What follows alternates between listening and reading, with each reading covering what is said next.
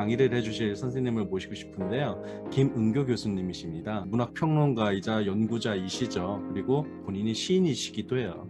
저는 이 선생님하고 같이 작업을 하면 항상 기분이 좋은데, 왜냐하면 음악도 하실 수 있는 분이라서 그래요. 사실 시라는 것은 음악적인 것입니다. 그래서 우리가 너무 이렇게 글자 텍스트에 한해서 공부를 하는 감이 있는데, 선생님하고 만나서 시 얘기를 하면 항상 음악적인 얘기를 하게 되거든요. 그리고 말 그대로 서로의 세계관이 막 펼쳐지는 그런 경험을 하게 돼요. 오늘 이 강의가 정말 기대돼요. 김은규 선생님을 한번 모시고 BTS에 대해서 혹은 헤르만 헤세에 대해서 한번 들어보고 싶습니다. 안녕하세요. 숙명여자대학교 김은교입니다. 벽을 허물고 기계와 음악과 문학과 영상을 퓨전하고 융합 창작이라는 두 코드를 보여주시는 고 교수님이 수업에서 여러분들을 배워서 영광입니다. 이어지는 선생님의 강의를 이제 듣겠습니다.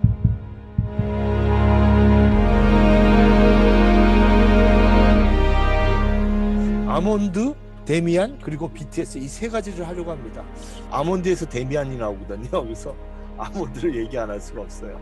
아몬드 얘기를 하고 헤르만 헤세가 어떤 사람인지 얘기를 해야 하고, 그리고 이제 그 다음에 BTS 얘기를 해야 돼요. 굉장히 좀 바쁘죠 오늘. 이 아몬드에는 아주 끔찍한 사건이 벌어지면서 긴장할 수밖에 없어요. 처음부터 끔찍하게 시작하는 이 소설은 4부로 나뉘어 있습니다. 선윤재가 이제 언제나 무표정한 게 희노의 애락을 느낄 수가 없어요. 우리 귀 밑에 아몬드 같은 게 있다고 그러는데 이거를 아미그달라라고 해서 편도체라고 합니다. 작으면은 감정도 분노도 느낄 수 없다고 그래요. 근데 이 선윤재 엄마는 아이를 임신한 채 남편과 사별했고 이 윤재를, 장애인 윤재를 낳죠. 더 이상 키울 수가 없어서 어머니에게 도움을 요청했는데 윤재가 16살 생일날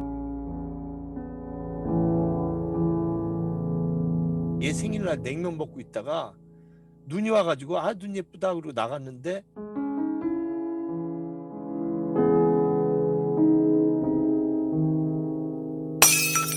남자가 와가지고 그냥 막 망치로 때려가지고 엄청난 묻지마 사건을 당한 거예요. 그런 사건이 벌어진 거죠. 이게 얼마나 끔찍합니까? 할머니가 죽고 엄마는 이걸로 식물인간이 돼요. 그날 1명이 다치고 6명이 죽었다.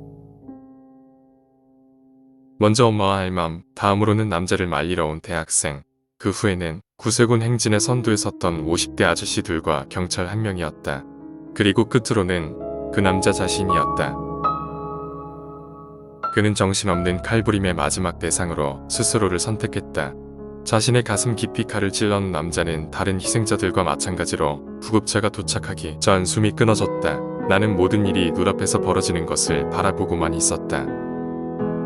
언제나처럼 무표정하게. 언제나처럼 무표정하게. 언제나처럼 무표정하게. 이 첫 장면이 이거예요. 이후 이 충격적 사건 이후에 주인공 나가 어떻게 변화되는지가 소설의 줄거리입니다.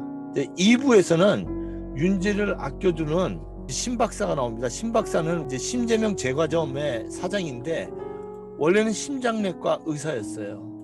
근데 심장 정지로 죽어가는 아내를 살리지 못해요. 거기에 너무 충격을 받아서 이 사람이 의사를 그만두고 빵을 만듭니다. 그러면서 아래층에 새들어 있는 책방을 하는 이 윤재 엄마랑 윤재를 도와주는 거죠. 이제 성장하는 겁니다. 3부에서는 도라라는 여자애를 만나요. 그때 막 가슴이 터질 듯이 막 덜컹덜컹 거리는 거예요. 그때 처음으로 사랑이라는 감정을 깨달아요. 그래서 4부에서 윤재는 그 사랑도 깨닫고 자기를 괴롭히던 친구가 돌아서는 것도 보고 식물 인간이었던 엄마가 휠체어를 타고 돌아오는 해피엔드로 끝나요. 여기가 정말 데미안 같은 소설이죠. 성장소설, 빌딩 로만. 근데 여기서 아닌 게 아니라 데미안 이야기가 나와요. 윤건호 교수라는 사람이 나오는데 그 사람이 이제 책방에 와가지고 책을 찾아요. 엄마는 이제 식물인간이 되어 있는 상황이죠. 100만 원이요? 생각보다 비싸구나. 남자가 책을 앞뒤로 뒤적였다. 야, 그럴 만한 가치가 있는 책이니? 초판본도 아닌데 어차피 번역서에서 초판본이라 해도 별 의미가 있을 것 같지도 않은데. 책의 제목은 데미안이었다. 어쨌든 100만 원이에요. 그건 엄마의 책이었다. 중학생 때부터 엄마의 책장에 꽂혀있던 책글을 쓰고 싶다는 열망을 품게 한 책, 팔지 않을 책이었다. 그 엄마의 책인데 엄마가 이제 데미안을 읽잖아요. 그래서 이제 데미안이 살짝 언급됩니다. 데미안과 함께 정말 이 아몬드라는 책은 완득이 두근두근 내 인생과 비교할 만한 책이에요. 정말 좋습니다. 타자의 슬픔이나 죽음을 공감하지 못한 선윤재는 까미에 나오는 이방인에서 그 맥소가 엄마의 죽음에도 별 감정을 못 느끼잖아요. 그 맥소와 아주 비슷해요. 이 소설은 세계 12개국 13개 언어로 번역된 K문학으로 알려진 2020년 한국 소설 중에 한국 독자들이 가장 많이 찾은 책이에요. 여기서 나온 데미안이라는 소설이 어떤 소설인지 이제 좀 얘기해 보려고 합니다.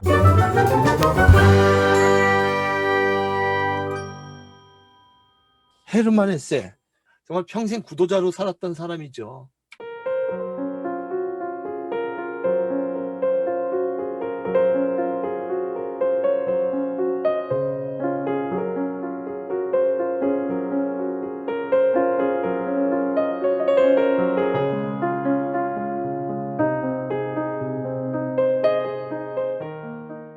페터 카멘친트로 1년 동안 6만 권이 팔린 베스트셀러 작가였어요. 벌써 6만 권.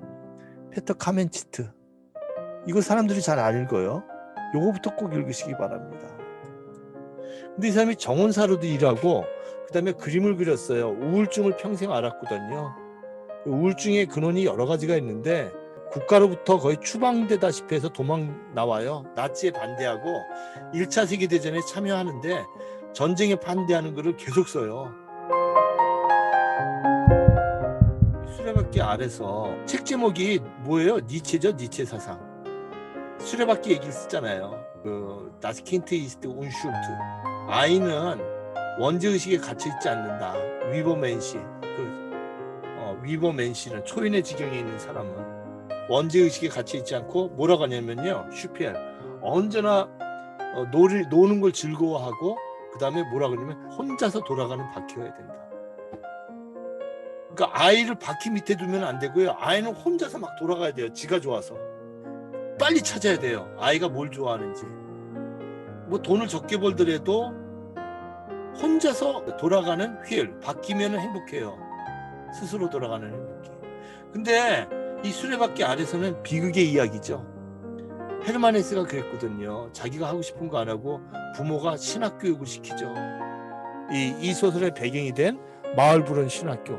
한스라는 아이가 나오는데 신학 공부시키고 억지로 최고 학교로 보내고 그래도 얘가 하일러를 통해서 자유로움을 느끼고 신학하다가 탈출해요. 라틴어 학교에 있다가. 그게 수레바퀴 이야기예요. 자기 이야기 그대로 쓴 거예요. 억지로 공부하면 신학 교육처럼 고통스러운 거 없습니다. 그리고 나중에 엠마 좋아하고 그러다가 만취한 상태에서 픽스하는 비극적인 이야기예요. 자기 꿈을 못 이루는 거죠. 한국이었던가 일본이었던가 이런 사건을 봤어요. 아이가 자살해서 죽었거든요. 그 아이가 죽으면서 그 유서가 뭐냐면 한 줄이었어요. 뭐냐면 엄마 됐어? 그리고 1등 전교 1등 성적표. 엄마 됐지? 이거였어요. 자기가 수레바퀴로 돼서 자기가 돌아가는 게 아니라 수레바퀴 아래 깔려있는 아이의 비극적인 이야기가 수레바퀴 아래서예요. 지금 BTS 멤버들은요 스스로 수레바퀴가 된 아이들이에요.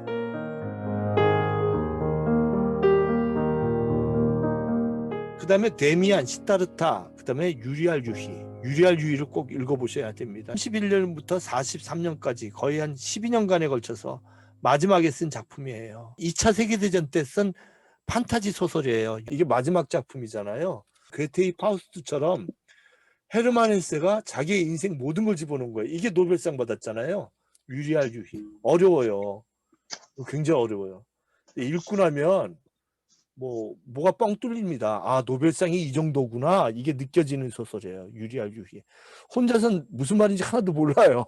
누가 이렇게 짚어줘야 돼요. 주역이 나오고 인도 사상이 나오고 불경이 나오고 니체 사상이 나오고요. 그다음에 많은 역사학자들 나오고 또 역사적 상황이 나오고 이게 굉장히 어렵습니다. 글쎄 저는 대학교 1학년 때 헤르만 헤세 전집을 사가지고 그 동문학하는 친구하고 팀을 만들어가지고 전집을 그냥 읽었어요. 한 여름방학 내내. 팀을 만들어서 읽으면 좋은 게 뭐냐면 내가 못 본 부분을 다른 분이 얘기해 주니까. 헤르만 헤세를 여러분 한번 팀을 만들어서 이 사람의 전작을 다 읽어보시기 바랍니다.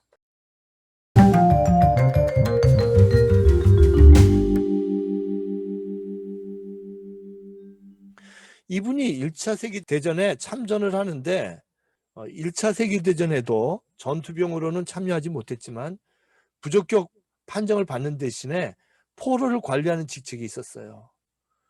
그때 벌써 느꼈어요. 이 국가주의가 이게 파시즘이 이게 위험하구나. 히틀러의 존재가 등장하기 전에 이미 느끼죠. 그래서 반전주의자가 되고 계속 칼럼을 써요, 신문에. 우리 독일은 지금 잘못 가고 있다.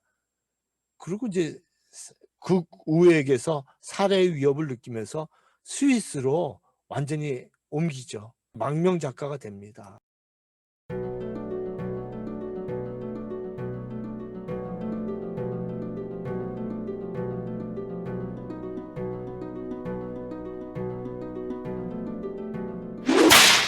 이때 데미안을 발표합니다. 1919년 42세 때죠. 에밀 싱클레어라는 가명으로 1916년에 쓰고 19년에 출간되죠. 맨 처음에 에밀 싱클레어라는 이름, 데미안의 주인공이 싱클레어잖아요. 그 이름으로 발표를 해요. 근데 이 이름이 1920년에 이제 재판되면서 1년 뒤에 헤르만 헤세로 나오는데 싱클레어는 누구일까요? 아까 말씀드렸지만 싱클레어는 헤르만 헤세 자신이었습니다. 그는 이 책을 헤세가 아닌 에밀 싱클레어라는 필명으로 발표합니다. 이미 널리 알려진 베스트셀러 작가였기에 작품으로만 승부해보고 싶어서 필명으로 출판사에 원고를 보냈다는 설도 있으나 확실한 것은 반전 작가이기 때문에 그 출판사가 위험할 수도 있고, 그죠? 여러 압력이 있었다는 설이 맞아요. 근데 데미안의 저자가 헤르만 헤세라는 사실을 직감한 사람은 그의 우울증을 치료했던 심리학자 구스타프 융이었습니다. 중요한 인물은 이제 싱클레어가 있고 데미안이라는 인물이 있고 베아트리체가 있고 아브락사스가 있고 뭐 에바 부인이 있죠.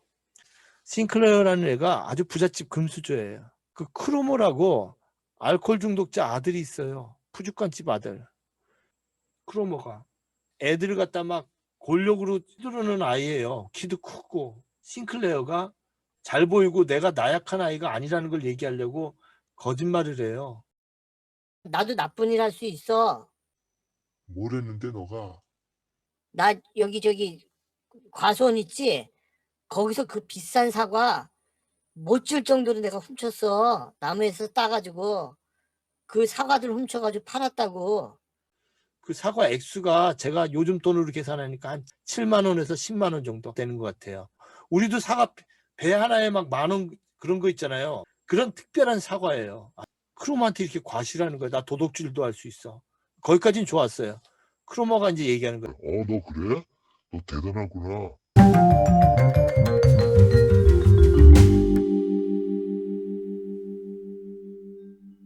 이게 이제 1919년에 출판된 거죠. 1차 세계대전이 1914년부터 18년. Die Geschichte von Emil Sinclair Jugend로부터 시작해서 성년이 되기까지 게시테 이야기예요. 이제 어릴 때 얘기가 나오는데 어릴 때 얘기입니다. 10살이었을 때. 예. 내가 10살이고 작은 도시의 라틴어 학교에 다니던 시절의 체험 하나로 내 이야기를 시작하려 한다. 그 시절부터 짙은 향기가 밀려와 속에서부터 아픔과 기분 좋은 전율로 마음을 뒤흔든다. 어두운 골목들과 환한 집들, 탑들, 시계 치는 소리와 사람들 얼굴, 편안함과 따뜻한 쾌적함으로 가득 찬 방들, 따뜻하고 비좁은 방의 냄새, 토끼와 하녀들의 냄새, 가정 처방약 냄새와 마른 과일 향기가 난다. 그곳에서는 두 세계가 뒤섞였다. 밤과 낮이 두 극으로부터 나왔다. 네, 여기서 중요한 것이 요게 중요합니다. 그곳에서는 두 세계가 뒤섞여 나왔다. 우리가 살아가는데요, 선과 악, 밝음과 어둠이 따로 이렇게 이분법적으로 섞여 있지 않고요, 섞여 있어요. 그곳에서는 두 세계가 뒤섞였다. 이게 중요한 거예요. 이 선과 악 속에서 살아간다고요. The realms of day and night to different worlds coming from two opposite poles, mingled during this time. The realms of day and night. 밤과 낮의 두 영역이 있는데 어디서 나왔냐면 two different worlds coming from two opposite poles. 폴은 이제 극이란 뜻이죠. 남극, 북극, north pole, south pole. 두 반대의 극에서 이 다른 세계가 왔어요. Mingled during this time. mingle은 섞다 그런 뜻이죠. 밤과 낮이 두 세계로부터 아주 섞여서 나왔죠. The realms of day and night to different worlds coming from two opposite poles, mingled during this time.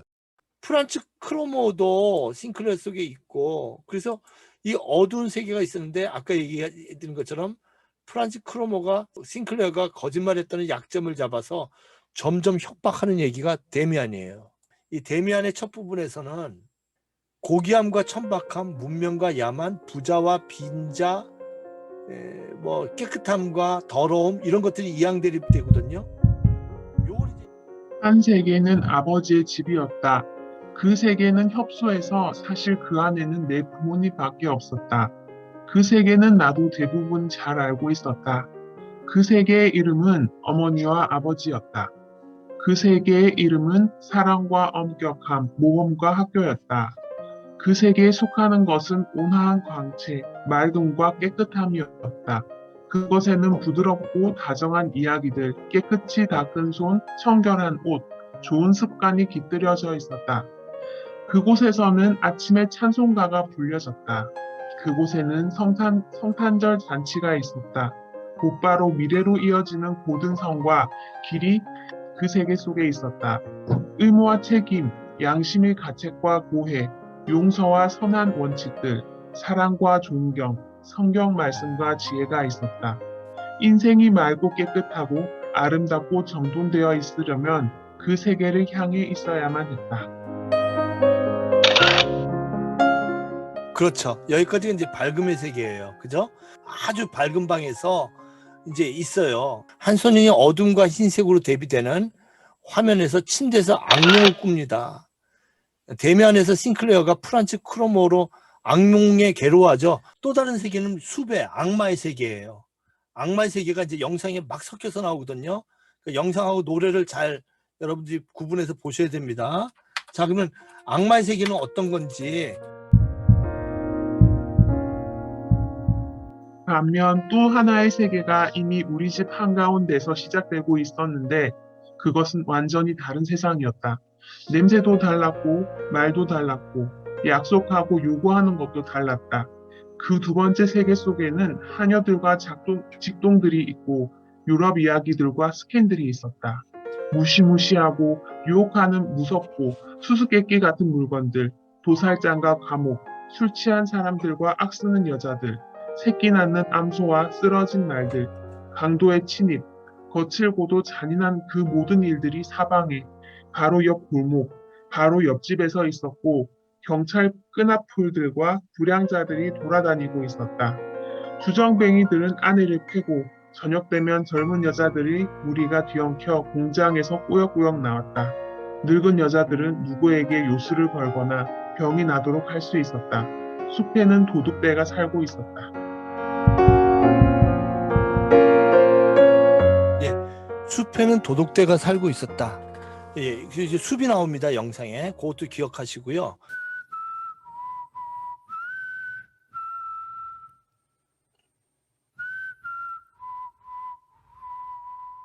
예, 비긴입니다. 비긴. 처음 시작하는. 근데 어느 날 와요. 휘파람을 불면서. 내가 과수원 주인한테 얘기해도 되지? 너가 7만 원어치 훔쳤다고. 얘가 뭐 무서운 걸. 어? 안 돼, 안 돼, 안 돼. 그러면 너 내일 좋은 장난감 있는데 그거 가지고 나올래? 내가 휘파람 불게. 나와. 휘파람이 공포의 휘파람이에요. 그것만 불면 나오는 거예요. 또 나오면은 또 휘파람 소리 나면은 장난감을 뺏어요. 그 다음날 끝날 줄 알았더니 또 휘파람을 불어요.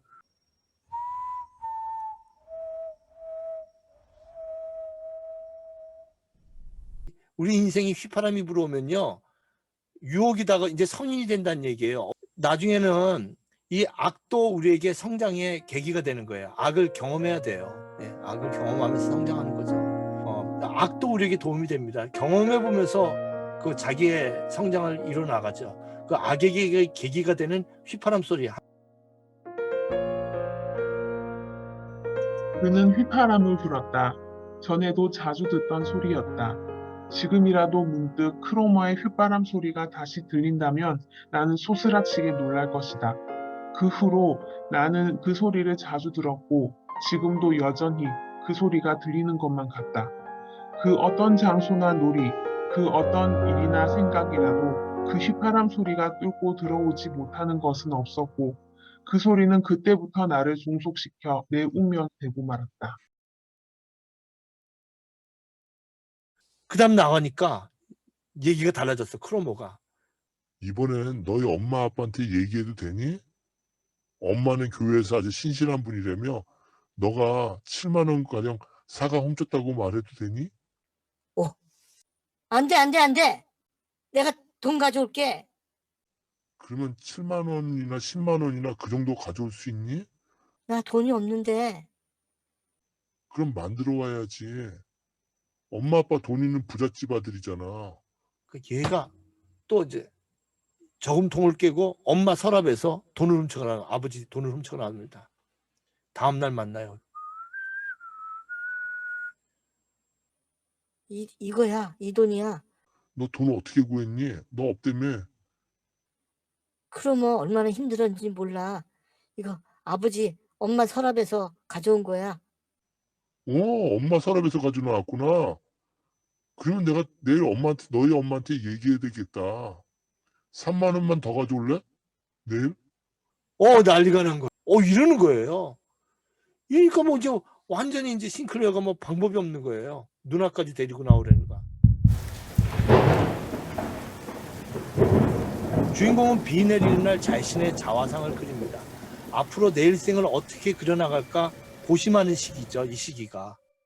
그림을 그리잖아요. 근데 마지막에 요 아브락사스 새가 나오죠. 그죠? 대면에서 가장 중요한 상징은 새예요. 요 새. 그죠?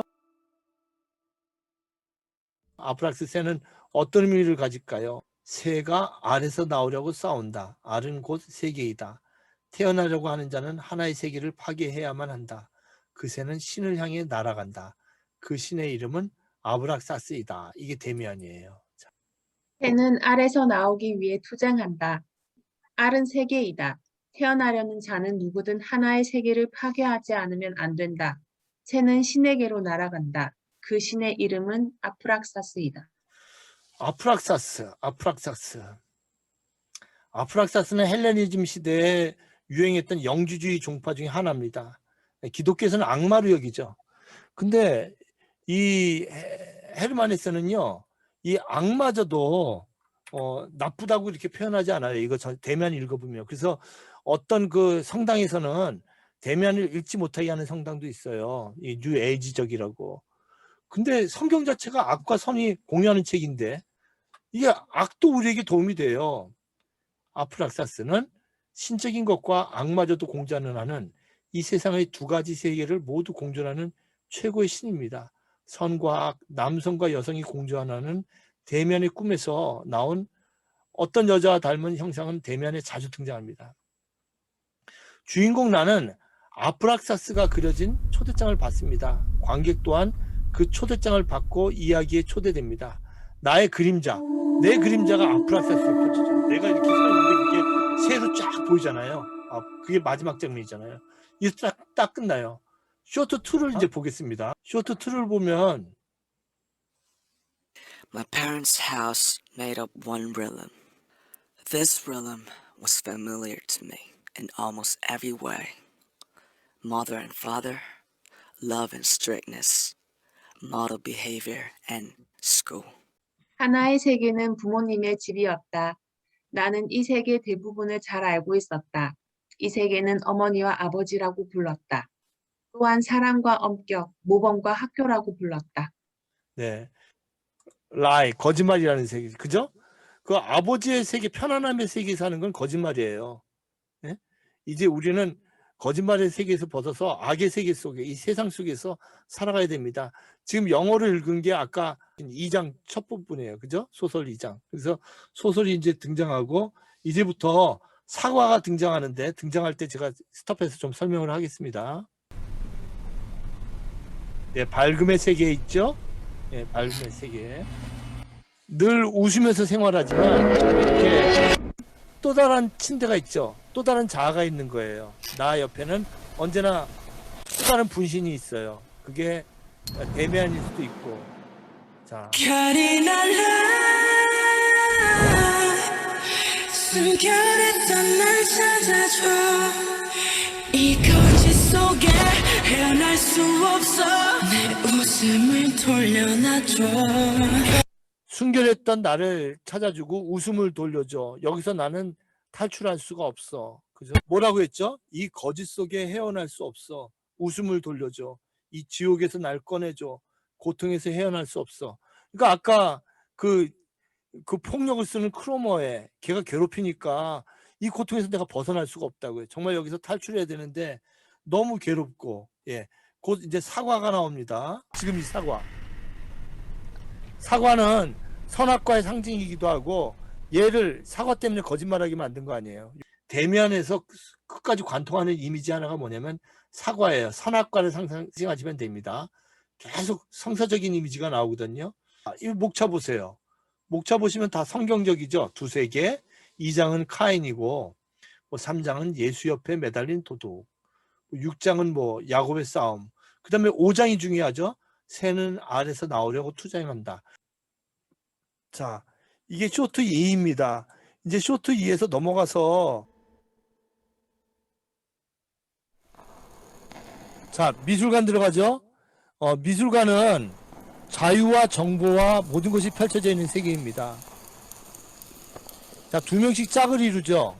선과 악, 선과 악 이렇게 다 짝을 이루어요. 이 악을 만드는 애가 RM이에요. 자, 보세요. 이거 보세요. 진이가 지금 뭐 봐요? 반역 천사의 추락이라는 유명한 그림이죠. 화가 피터르 브레겔이라고, 우리말은 브레겔인데 원래 네덜란드 발음은 물의 헐입니다. 브레얼. 1562년에 그렸던 반역 천사의 그림이 나와요.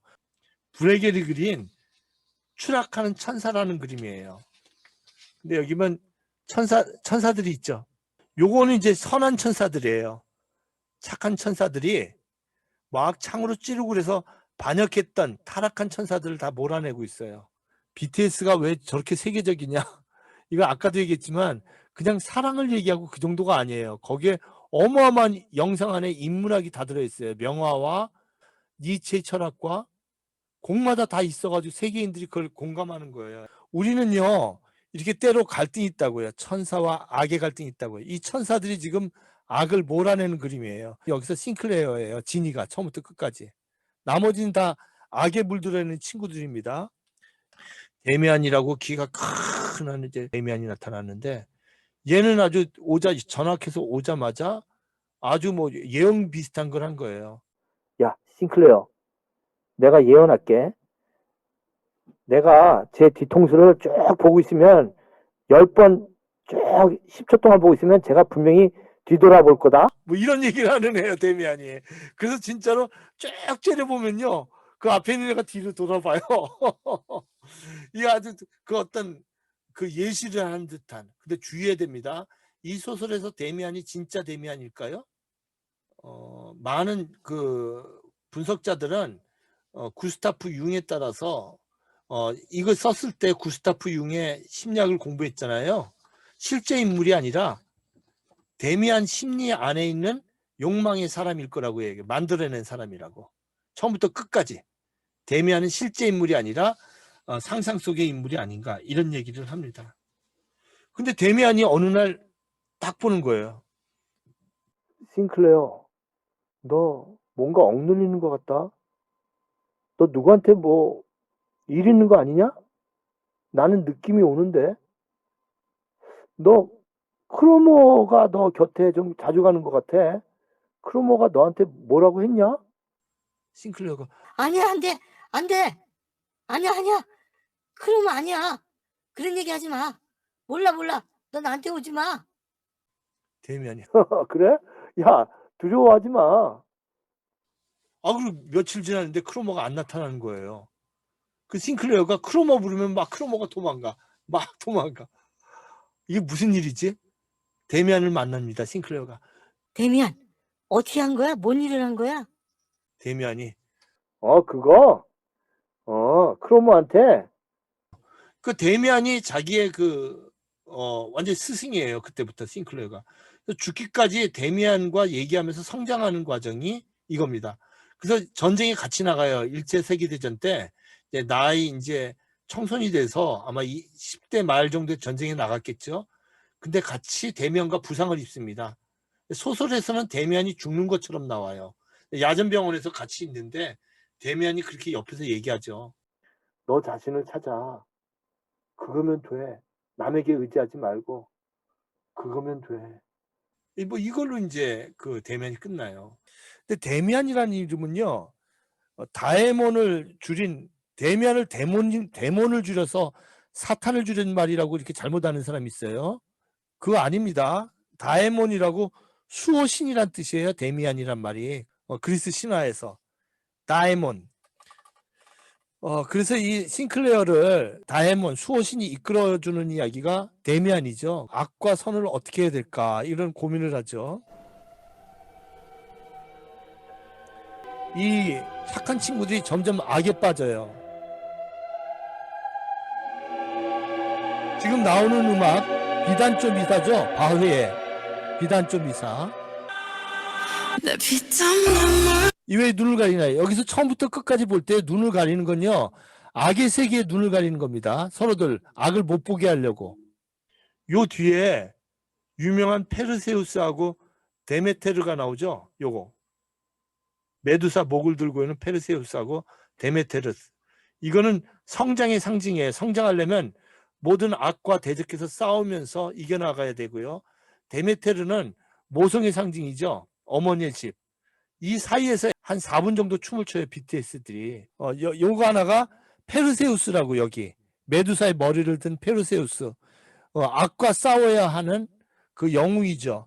그리고 여기는 대지의 어머니 데메테르 어머니. 요 사이에서 춤추면서 아이들이 성장한다고요.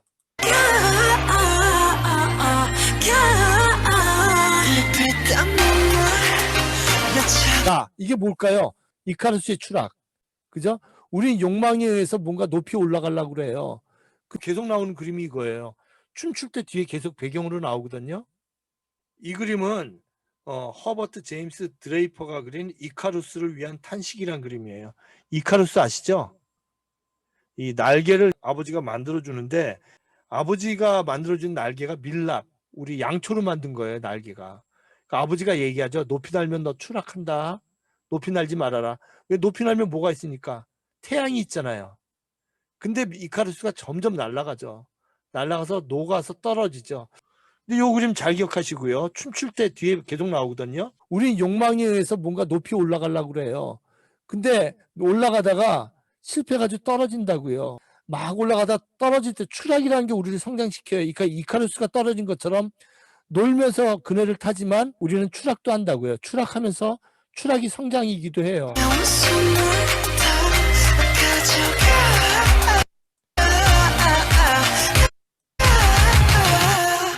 파란색은 악마의 색깔이에요. 악의 색깔. 이게 왜 그래요? 압센트가 파란색이잖아요. 압센트. 압센트 아시죠? 고우가 많이 먹어가지고 그것 때문에 고우가 머리가 빙글빙글 돌아서 점묘화법 포인팅 드로잉, 점을 찍어서 그리는 그림 그리다가 후기에 가면 막 이게 돌아가는 게 세상이 돌아서 보인다는 거예요. 압센트를 제가 파리에 갔을 때 몽마르트 공원에서 absente를 사 먹었어요. 요 조그마한 absente가 글쎄 우리나라 돈으로 한 25,000원 정도 되더라고요. 한 3분의 1밖에 안 해주는데.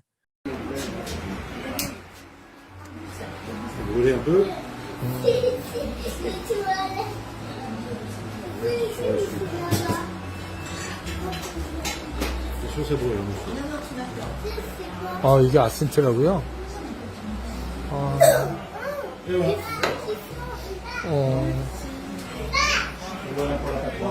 이게 absente라고요, 선생님? 네.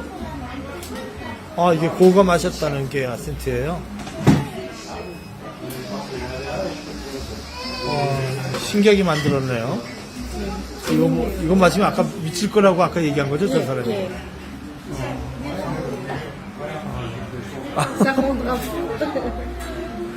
이 아래층하고 2층으로 돼 있죠. 아래층에서는 이 RM이 늘 이렇게 파란색, absente의 세계, 악의 세계를 갖다 이렇게 담배 같은 걸 피워오른다고요. 여기 위층에 새어 나와요. 저 자신에게도 제 의식의 밑에 유혹이 있다고요. 온갖 유혹이 있다고요. 온갖 유혹이. 이걸 어떻게 해야 되느냐면 우리 인간이 2층에서 어떻게 해야 돼요? 이게 스멀스멀 나오는데 사과를 가지고 실험을 하는데 얘는 어떻게 해야 돼? 눈을 감는다고요. 이렇게 가리고 눈을 감고 그 악을 피하죠. 이게 추락을 해요. 근데 요 추락하는 그림이 앞으로 요 그림 밑에 이 명화거든요. 이 명화 밑에 여기에 아프락사스의 추락이 있어요. 그 방향으로 떨어져요, 얘가. 근데 그림이 다 안 나와요. 요 그림만 보고 아미들이 찾아내는 거예요. 이카루스의 추락이라는 유명한 그림이에요. 여기 이카루스가 있어요. 근데 화면에는 그 윗부분만 나와요. 얘가 떨어져요.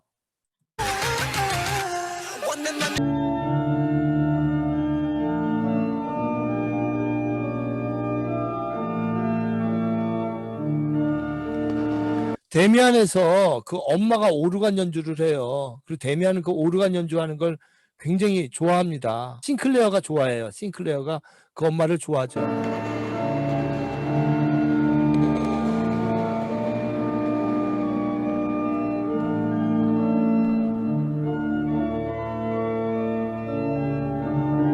자, 이 베일이 벗겨지는 건요, 성숙한 거를 의미하는 겁니다. 하나씩 하나씩 베일을 벗겨가면서 성장하는 거죠. 이제는 자기를 성장시켰던 수호자를 마주합니다. 31분 26초인데요. 싱클레어가 가벼운 키스를 합니다. 그러면서 등에서 날개가 나와요.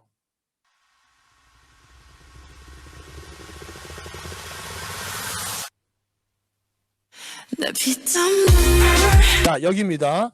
여기 보시면 피에타가 있는데 여기 목이 없죠. 예수의 목이 없어요. 예수의 목이 없고 이 속에서 자기가 살아가는데 선과 악 속에서 막 살아가면서 아이가 성장하는 이미지를 만든 거죠. 우리는요, 선과 악 속에 살아가요. 모르고 지은 죄, 하마르티아를 피할 수가 없습니다. 거울을 보면서 나는 이제 어떻게 성장을 해야 될까 이런 생각을 하는 거죠. 요 화면이 뭐냐면 춤추는 별을 잉태하려면 반드시 스스로 내면에 혼돈을 지녀야 한다. 자라투스트라는 이렇게 말했다에 나오는 구절이에요. Man muss noch Chaos in sich haben, um einen tanzenden Stern gebären zu können. 인간은 여기요. 춤추는 별을 gebären 잉태하려면 반드시 반드시 카오스를 통과해야 된다고요. 혼돈을 지니고 혼돈을 경험해야지, 악을 경험해야지, 카오스를 그래야지 인간은 춤추는 별이 될 수 있어요. 탄젠덴 스테렌, 탄젠덴 춤춘다는 뜻이죠. 별로 춤춘다고요. 별빛이 돼서. 이거 어디서 나온 얘기예요? 니체 얘기잖아요. 자라투스트라는 이렇게 말했다의 한 구절이에요. Man muss noch Chaos in sich haben, um einen tanzenden Stern gebären zu können. 타락과 추락을 거치며 인간은 내면의 혼돈을 거쳐 춤추는 별을 잉태합니다. 내면의 혼돈과 악, 유혹, 그리고 성장과 자각, 피땀, 그리고 눈물을 관통하는 키워드입니다. 이거 부제가 윙스의 부제가 이거예요. 피땀 눈물.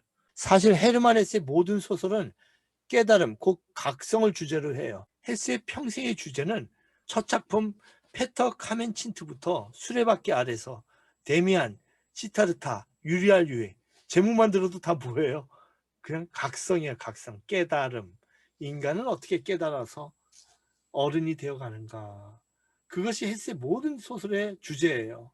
이 세계적인 고전을 방탄소년단이 놀랍게도 노래와 영상으로 만든 겁니다. 이 정도가 돼야지 세계적인 예술입니다. 이제는 뭐 사랑, 연애 뭐 이 정도 가지고는 안 돼요. 이제 마치겠습니다. 감사합니다.